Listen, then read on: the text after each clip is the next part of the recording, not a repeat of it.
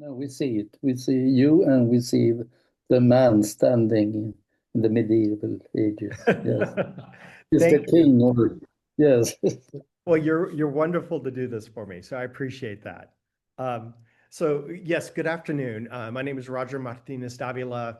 I'm a professor of medieval European history at the University of Colorado in Colorado Springs, and my specialty really is started as medieval manuscripts, paleography, doing a tremendous amount of work inside of archives, primarily cathedral municipal archives, to really get close to the sources, because I think that's what we all care about. I think at a certain level, scholars, that you want to be close to the sources.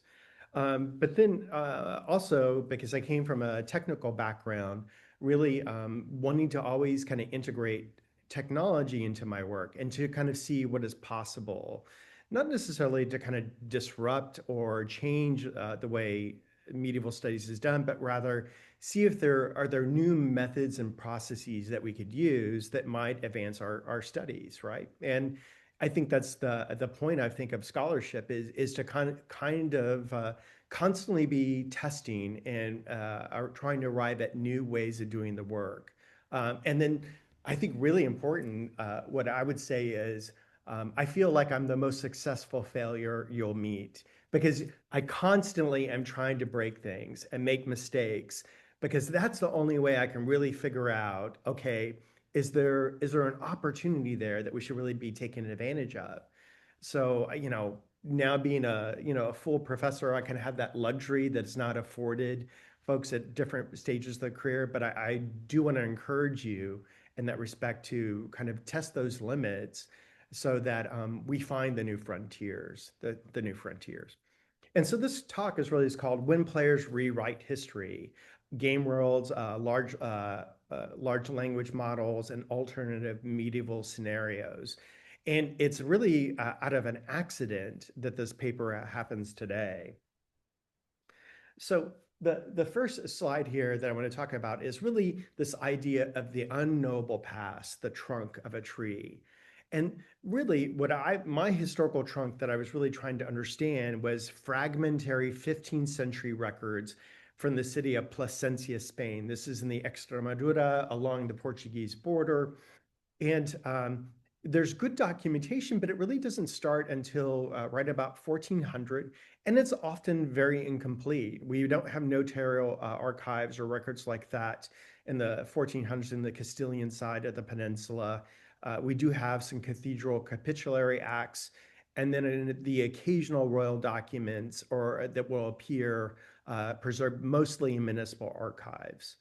So I wanted to understand really how is it that we can understand different points in the past. And one of my primary problems was a study of the 1431 of Miguel de Sepúlveda's inquest, when King Juan II sent a judge to investigate local disputes over vineyards, tithes, and jurisdiction amongst the city council, which was a royal council, the cathedral, and a local lord in particular, the Álvarez de Toledo family. And the official record gives one outcome, which I've written about considerably, but hints at really deeper turmoil. So there are these gaps, these uncertainties in the archives that leave many human details unknowable. And what are the tensions that simmered beneath the surface? What voices are missing from the record? And this opaque past is that sturdy trunk, which out of it, I think there are opportunities to grow speculative branches. And this is not to say that we want to invent history, but I think it's actually to be a bit honest with ourselves, which every time we put a pen to paper and start to describe a historical event, that has already been filtered. We have already constructing a narrative that is our narrative and the way we have viewed the world. It's probably not the history that actually occurred at all. It's just one viewpoint. So I'm increasingly interested in almost like looking at the fractals of a crystal. If we look at the crystal and you shift it around, each time you look through the crystal, there's a different viewpoint. So that is really kind of history for me, is somewhere deep inside of the crystal is this apparent truth, but we'll never see it. We can only see different images of it, almost like in the same way that Rumi describes, there's only one light in the world, but we all carry different lanterns. And that's really that essence. So what I would introduce to you today is this notion of Virtual Plasencia 4.0 that gives you a sense of, I've gone through many iterations of creating virtual worlds to kind of explain this city of Plasencia and in trying to drive at what is it that's happening in the 1400s in this community in terms of interreligious relations. And what's so interesting about the city, I think for me, was that although a Castilian royal city and under Catholic administration, 60% of the population was either Muslim or Jewish. Christians were a minority in their own country, in their own city. And about 40% of the city itself was actually Jewish and had intermixed with the Christian population. So Virtual Plasencia is a simulation and a serious game set in 15th century. And it kind of what it does is recreate a city as a living multi-faith environment. And it serves both as like a playable scenario, but also as an interpretive laboratory of history. And I really approach this in this way as a pedagogy. And I'll talk about that in a minute. What is it right now? And this is, I think, an important piece that I think individuals that are working with large language models would be interested in. Right now, the simulation is based off a commercial product, which is called Runway Gameworlds. And they've specialized in generating video and images that are prompt-based. And what I had done is actually trained a specialized AI to draw in a kind of artistic graphic art style that would be reflective of the 14th century in Spain. So there'd be some kind of authenticity to that. Where I'm moving to now is building a standalone game engine where I will use basically a ChatGPT artificial intelligent model that will generate real-time scenarios that are non-linear, which means in this way, anything can happen in the world if we have the general rules of the society so that it can be, we can explore all kinds of different pathways. And then the other piece is because I'm a visual kind of interactor. Also, it simultaneously generates a storyline based off the parameters, but also is generating an original art in real time.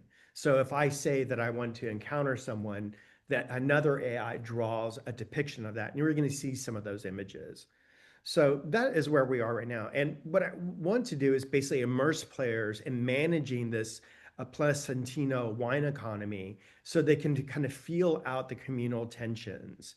And so the whole success of the game is about maintaining types of equilibrium. And I think that's one of the essences we see as societies in general is keeping interface trust high. Wine production needs to remain high because of this is about personal livelihoods. And then community income is in balance. So whether that's going into cathedral coffers or royal city coffers. And then as one metric kind of collapses, the community fails. So the notion is you have to figure out some way of getting these Jews, Christians, and Muslims to get along while there's simultaneous problems happening. And this is really a kind of a hybrid approach where I've merged the actual archival data that I've gathered from cathedral and municipal archives, as well as royal archives in Toledo, the nobility archives, to kind of generate this. And what I originally did is wrote a chapter in my first book about it at this section. And now I've kind of taken those materials to kind of inform the game model.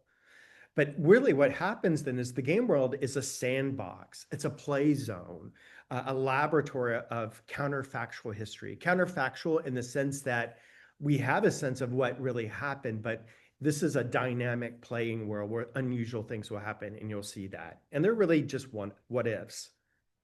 So where this comes out of is a specific kind of teaching pedagogy. And I know that often as researchers, we kind of are a bit down on teaching as kind of a lesser form of our responsibilities. It's not the high form of being a professor. But what I think is interesting is this one pedagogy known as reacting to the past, which I've used, and it was designed at Barnard College, which is the women's college connected to Columbia, or the old King's College in New York. And what it is interesting about it is that in this environment, students play role-playing games. So for instance, they would play the game of the trial of Galileo. And in that case, the trial of Galileo, Galileo is on trial for his heretical beliefs that he believes we live in a heliocentric, solar system. And so you had students who play different roles as cardinals, as professors at the Sapienza, and then other individuals who are inside of the Roman Catholic Church.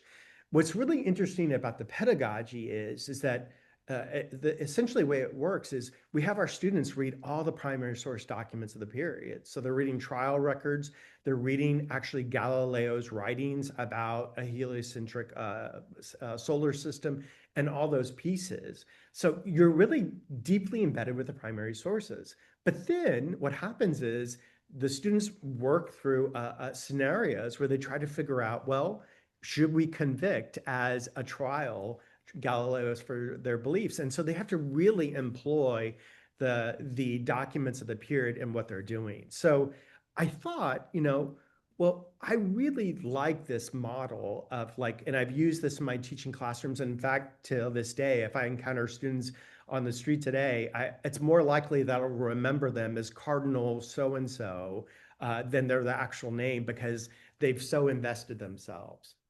So now what I've done is this larger context of large multimodal models in action is how do I basically combine these language image generation models alongside of a game environment that is based on the reacting to the past pedagogy, where the events basically are generated in text and they're simultaneously painted visually. And it's very much so in the sense a speculative history that's occurring. And in this way, it's really a pedagogy. I'm using the game actually to help my students better understand the time period. What happened in the case is I taught this case at St. Louis University Madrid campus 2 months ago, and I had 5 different teams play the game, and I was shocked. One team encountered a solution to what was occurring in that time period that I had never considered. And it suggested that I needed to go back and look at the archival record, that there was an alternate explanation to the one that is the dominant one in historiography, as well as the one I use, which was slightly different. And so that, I think, is the special place that we're operating with these large language models, which is, can it become an engine that facilitates our ability to see other histories that we hadn't considered, just by chance to some extent? So this was Runway's role, is helping draw those rustic medieval environments and capturing a storyline. The next piece is I'll talk to you a little bit about the history, otherwise you really won't fully understand it. The images you see here, the first image below is actually some of the artistic drawings that are generated by the AI. And this is supposed to be Miguel de Sepúlveda, starting this inquest in the Plaza Mayor of the city of Plasencia. And so what really happened at this time is King Juan II had dispatched Judge Miguel Sanchez to really investigate rampant disputes over property rights, tithes, jurisdiction between the city council, the cathedral, and nearby feudal lords. And so in this way, Plasencia was like a total powder keg of interlocking kind of authorities, civic, church, nobles, all jostling for authority and control. And it led to wrongful imprisonments and violence, as the records kind of indicated. And so the original trunk that I built was Sepúlveda's inquest and gathering that testimony and see what actually happened, but then ultimately building that into a game. So let's just move along to this next piece. The other piece that we know from the time period and why I was particularly interested was there's a substantial violence that is revealed through the inquest. So there are gallows that are erected across the whole region by the regional lord to kind of intimidate people from coming into cities. Prisoners, shepherds are being taken prisoner and beaten so that they can push them off of grazing lands. And then most shockingly, the rabbi of Plasencia was abducted and then taken to a mountain hideout and held in chains. So it's a really difficult moment of interreligious history. In addition, two Jewish individuals, Fartalo and his wife, we don't know her name, both were found dead in a local city. And so that's what I really wanted to get at, was like, how did this happen? And how can we better understand the circumstances that different types of populations live? So in many ways, what you kind of realized was, well, commoners, the shepherds were really horribly mistreated and beaten up quite a bit, and as well as churchmen. Churchmen could not leave the city without being fearful of being themselves attacked. But really, at that lowest kind of social station ladder, religious ladder, Jews were in incredible danger, and they were used as a pawn in this, where, you know, we could really get at the city by injuring Jews. And that was really the key piece of it. And this is just an image I wanted to show you. This is, one of the challenges of actually working with commercial AIs now is there are guardrails on them for good reason. We don't want to generate, like you would say, horrific images of violence or abuse through artificial intelligence. And we read about this in the news all the time, about young women who are really abused by men who are like creating these false images of them, or inflaming tensions where we see false images of violence and war scenes. And so one of the challenges was, the AI I was working with, initially it would allow me to draw gallows, hanging gallows. But actually, in the process of generating the images and videos, it actually started throwing away my images and saying this violates our terms of service. And then I was threatened with basically the equivalent of secular excommunication, being kicked out of the platform. So what I had to do then was then really trying to trick the AI into drawing depictions that were kind of like gallows, but not quite. So I would say draw, you know, a long, tall post with boards that go across it. Now dangle some ropes from it. And that's what you see here. This is as close as I could get it to actually do the drawing. And I think my point is two-fold here, which is, well, as historians and scholars, if we can't depict the actual history as we know it is recorded because it offends someone, well, then we're making huge mistakes. So it really needs to be, in some ways, this is about that ethical and responsible AI. And whose hands do we want to be able to create those kind of fictitious images so that we can create a proper memory of these moments? And right now, we can't. So what I wanted to do was really to think about diverging paths, where gameplay like basically starts to rewrite narratives. So instead of replicating the royal investigation, which seemed like really overly deterministic, I just created a game more that was about the dynamics of daily life and what it meant to be in the situations of being a farmer or a vintner or just an everyday person in the city. And from there, what you can see is with this palm tree was the idea is to like explore different prawn fonts.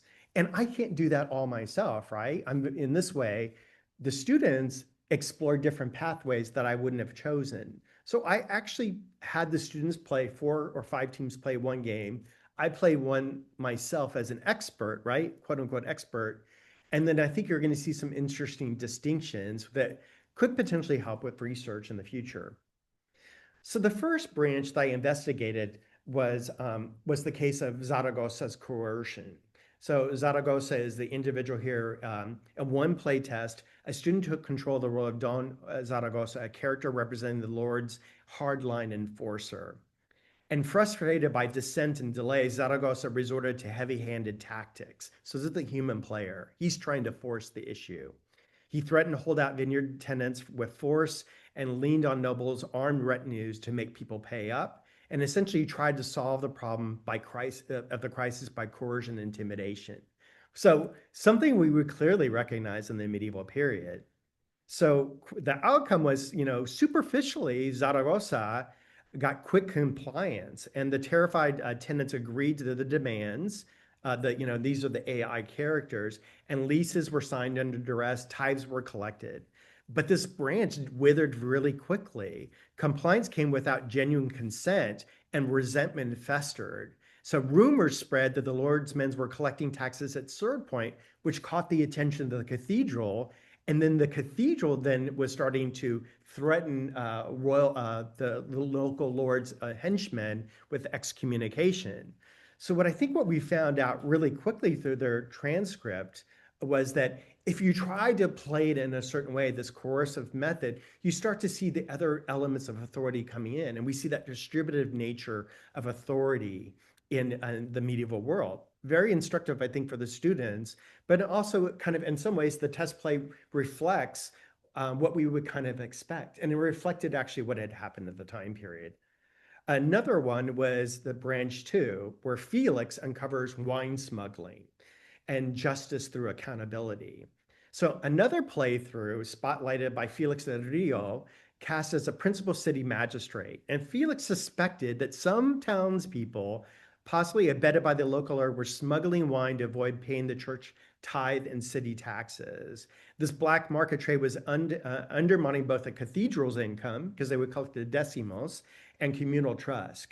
And we even had cases, this is where the history really matches up, we had churchmen at this time period appearing at city gates and with extra wine, and then saying, well, the city tax collector said, well, you had to pay the city decimo for these items.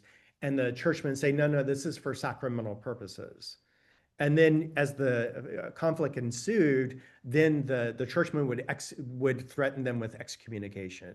And so they could smuggle all this wine in. It led to another agreement between the city council and the cathedral, where they agreed only specific wine could come through one gate in the city so it could be properly regulated. So that was a part of the history knew about. But Felix, in this case, one of the students, kind of understood that he could actually investigate what was happening. And he quietly gathers evidence about the illicit wine trade and counting missing casca volumes, trailing a few shady shipments, and essentially creating a paper trail of proof.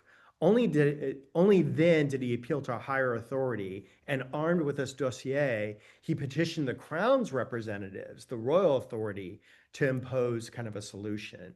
So in this way, what was interesting is it demonstrated what we'd expect. The crown, when presented with clear evidence, could issue a decree to crack down on the smuggling ring. But otherwise, really, the local lord could continue to kind of like smuggle and do things as much as he wanted it to. It's kind of a rosy in the epilogue in the end, but it is what it is. And again, it just kind of, we're seeing how history can transpire, and we're recognizing what will happen. Another one, and this is the one that I think was the most interesting, I think it's this one because I can't keep them all straight, was Isabel's civic collection. And let me go back one, sorry about that. In a third run, the pivotal character, Don Isabel, so this is a female student, decided she wanted to play as a woman. You can choose who you want to play. And there's some issues there about how those gender dynamics really work. So it's a commercial product that has to be adapted for our purposes that would be more accurate. But here, we can imagine her as a leader from the city's inner religious community. So maybe she's an abbess or a respected town matron. And we definitely find these in Plasencia. One of the characters I study, or individuals I study this period, was a woman by the name of Doña Juana. And Doña Juana was known also as, in the shorthand, her sobrenombre was the Iron Lady. So you get a sense of that she could handle herself and others. And in her game, what she did is she rallied different factions together, Christians, Jews, and Muslims, to work towards resolving kind of the emergencies that were playing out. So Isabel excelled at perspective taking. So she began each council meeting by articulating each group's concerns. So some of the quotes are, the guild artisans fear loss of income if wine spoils, the clergy fear spiritual blame if tithes lapse, and farmers fear starvation if the drought worsens. So in this case, they decide to convene a multi-religious assembly to kind of solve their problems, and they decide on an infrastructure solution. And so they moved down the pathway of actually examining durable cooperation where they would assist each other in different ways. But they decided to build a collective water cistern to solve their problem. Well, I think what's interesting in this one was, as the game is playing out, the student is learning simultaneously that each community has its role to play. There, and when we're touching on coercion, that's short-lived, that ability to get a family or a community to continue moving. The last one I think I'm going to highlight before I reach my own was Plasencio's resilience, or innovative solidarity. So this final test play was by Maestro Plasencio, cast as the head of a winemakers guild, a master vintner, and Plasencio's approach was a hands-on, pragmatic approach. He treated the crisis that was happening all around him as not as a political drama, but a practical challenge of a community solving the problem together. So one of the critical pieces that happens here is a critical piece of the wine press is broken during the peak of the harvest. So not only do they have to like send off to, and this is where the students are learning and appreciating, there was a recognition like, oh, we can't fix the problem because we don't actually have the proper Muslim craftsmen to craft the wood cogs that we need, which really kind of replicated what we would expect in Plasencia. So they set off to Toledo, which is not very far away, to get a proper craftsman from, and that would make sense entirely in the context of Toledo, because Toledo, the cathedral, actually had its own workshop of Muslim craftsmen just to maintain the cathedral and the church properties. So it was nice that it was tracking with the history, and it also just showcased, okay, we really are kind of in this and together. And I was kidding with some of the folks in the room today, is that I really do kind of view the 1400s as a missed opportunity for Spain. That there was this moment I felt like that if they could make it work out at a certain level, then there was a probability of success collectively. And instead it chose a different path, religiously and culturally. So, and let's see the last one.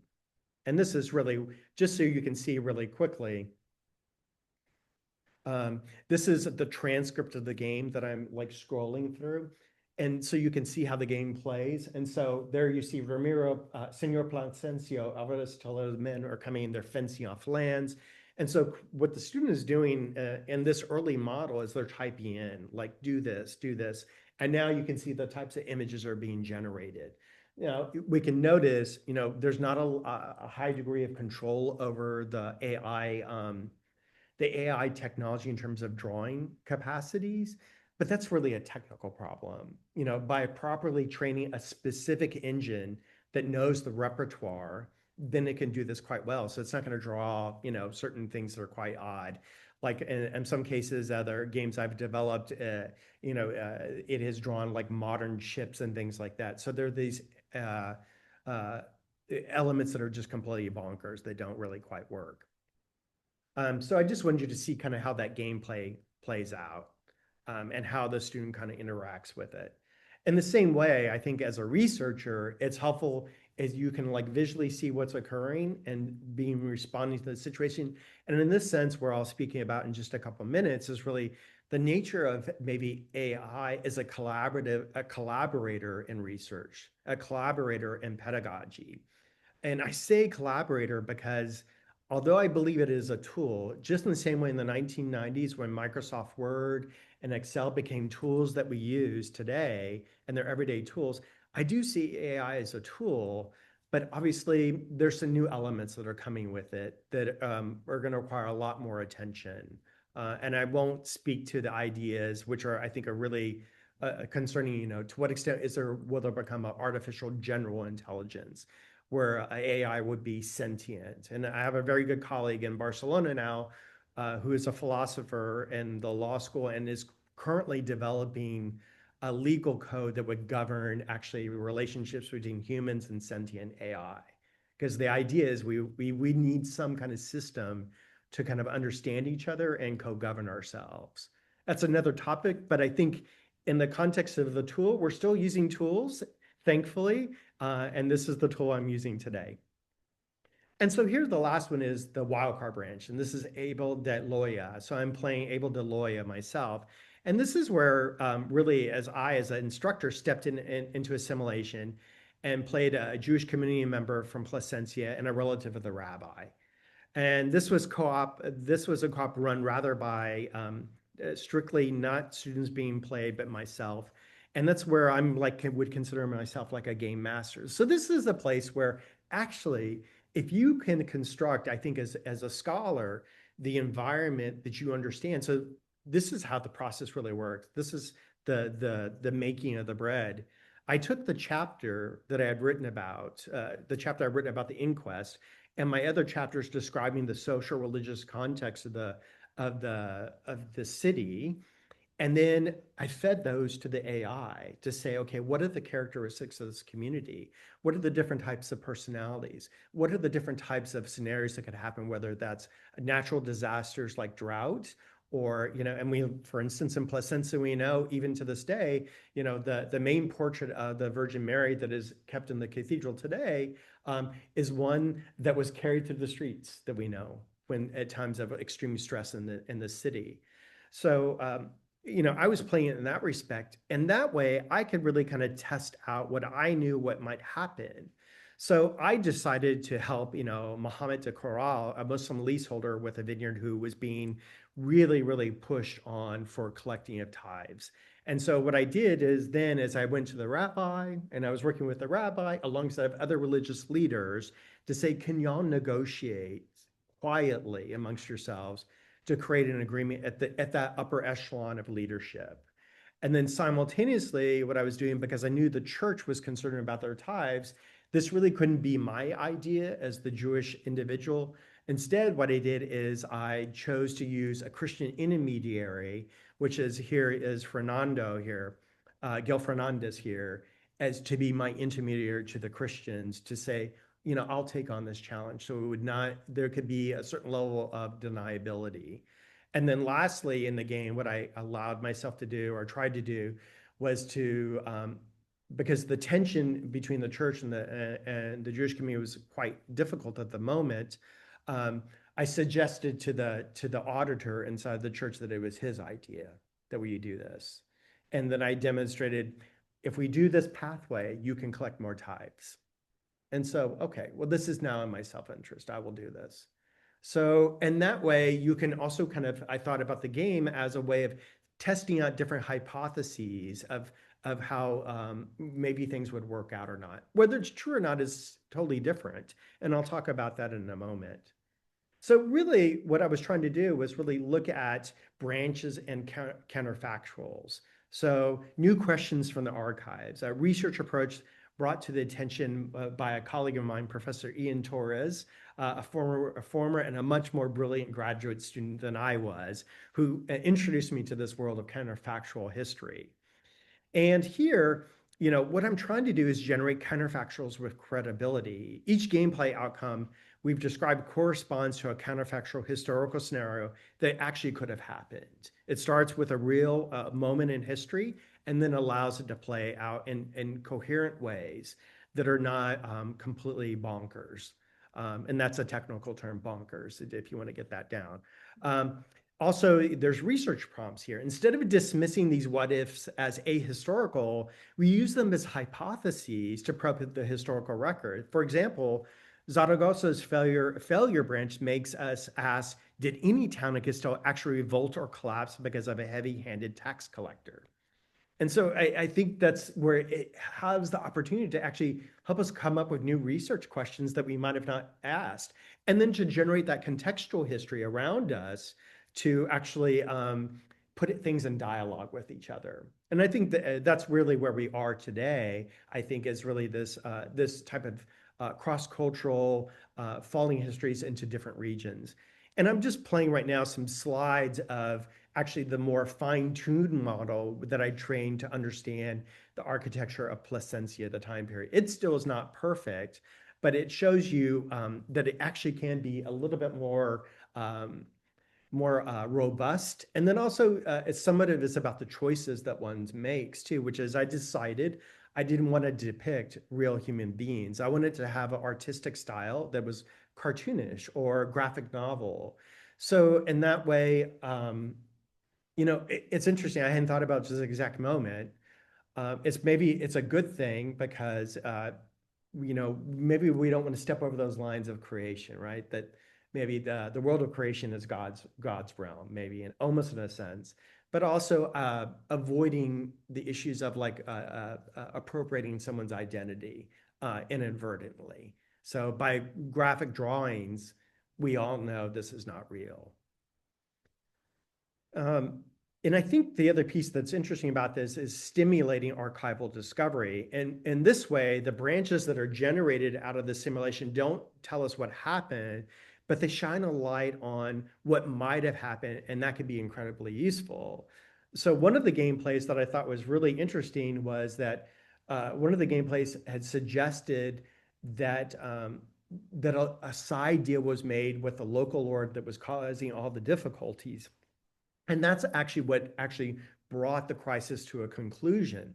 So it suggested to me, oh, I need to go back to the nobility archive in Toledo to see, okay, what are the other relationships Garcia Alvarez de Toledo had at that time period? Who is he doing business with financially, but also what is his relationship to the king and the status of his mayorazgo, his entitled and fief lands?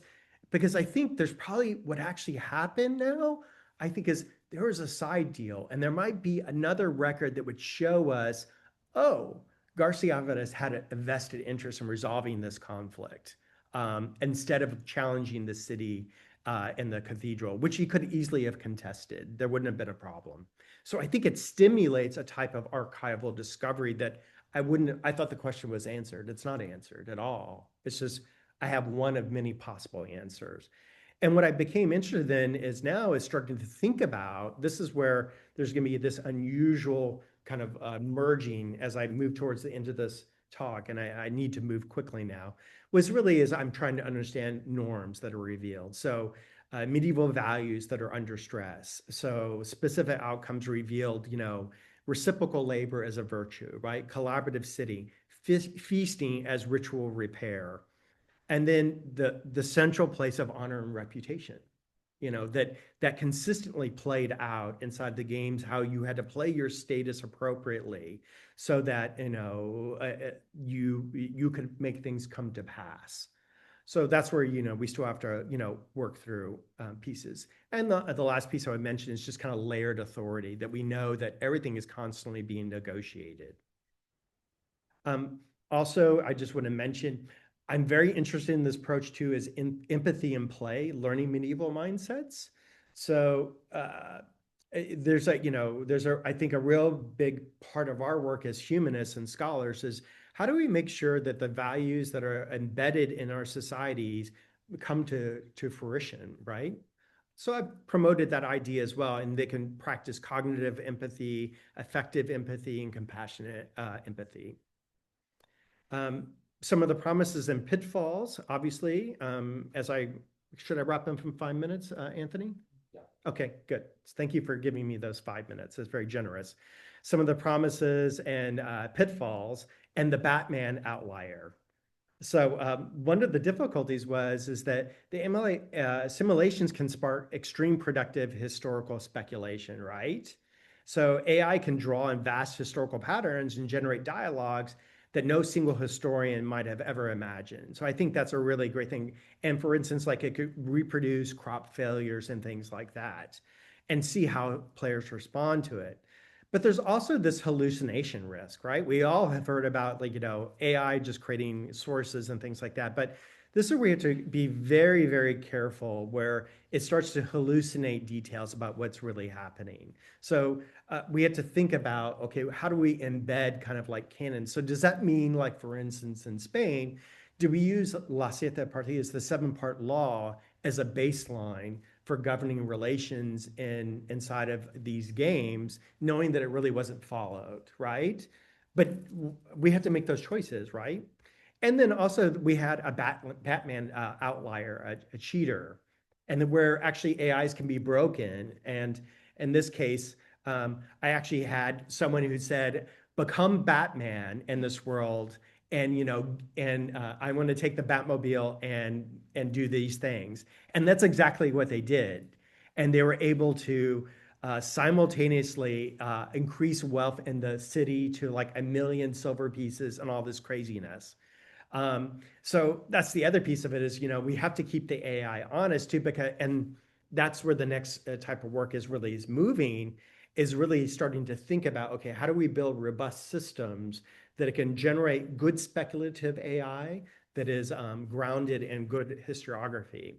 The last piece I will end with is really, I came to this as almost like a futurist historiography. So thinking like a futurist about the past. So my first career was as a futurist in Silicon Valley. We worked right across the street from the Stanford Linear Accelerator.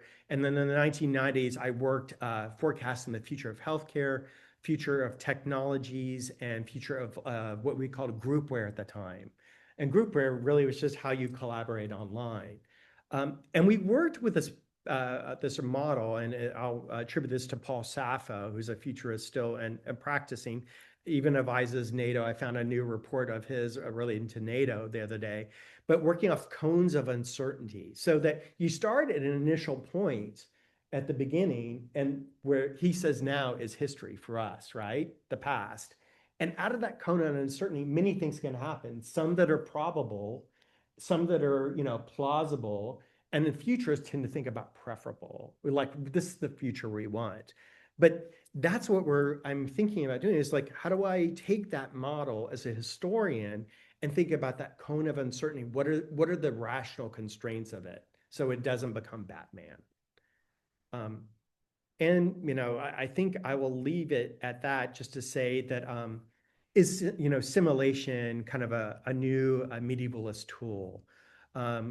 After this journey, I'd argue that simulations can indeed become part of the medievalist toolkit.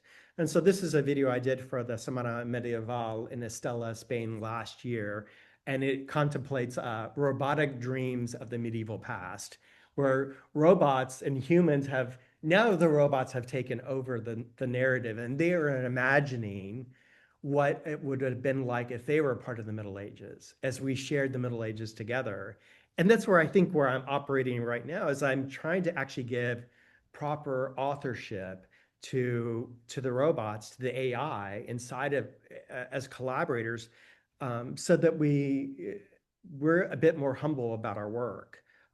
It's not going to obviously this work is not going to replace monographs or archival research, but I think this is very much so like an experimental archaeology, where people rebuild medieval plows and test to see how much you can plow. And I think what we gain actually is simulations that provide this sandbox to test historical theories, and pose questions. If a regional lord doubled the tax, would the city revolt? How was empathy spread or distrust cascaded through a community? So those are the essences of this, and thank you for your attention.